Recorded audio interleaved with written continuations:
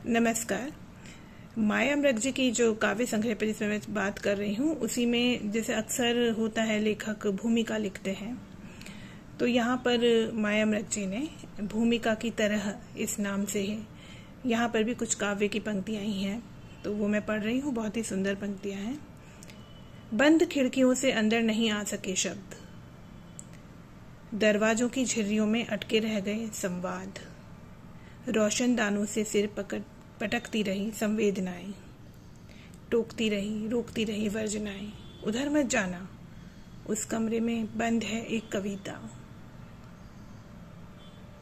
कविता की जैसे तुलसी की वाणी और कबीर की बानी में सुना था, जिसे गाया था नानक और सूर ने भी।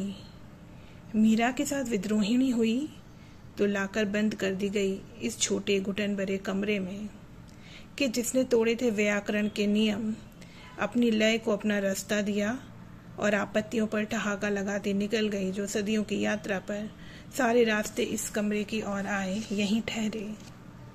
यहाँ तक आ गए हो तो थोड़ा सा आगे बढ़ाओ, यहाँ तक आ गए हो तो थोड़ा सा आगे बढ़ाओ, एक बार झांक लो भीतर, एक बार झांक लो भीतर। तुम्हारे पास नहीं है इस कमरे की चाबी, पर दरवाजा थपथपाने पर नहीं है प्रतिबंध। कोई जवाब आए भीतर से तो सुनना ध्यान से, कहना उसे अपनी कविता में, अपनी कविता को कविता न समझे जाने का खतरा उठाकर भी। यहाँ इस आंगन में आसमान साक्षी है, पृथ्वी की शपथ और जल का सानिध्य। तुम्हारे भीतर जो उफनता है संकल्प, वह कविता से बड़ा है। कमरे में झांकना पहली कोशिश है, और खोल सकने जितना साहस तुम्हारी आखिरी परीक्षा। विफलताओं के शास्त्रीय उदाहरण से भयभीत मत होना, यह विश्वास बहुत बड़ा है।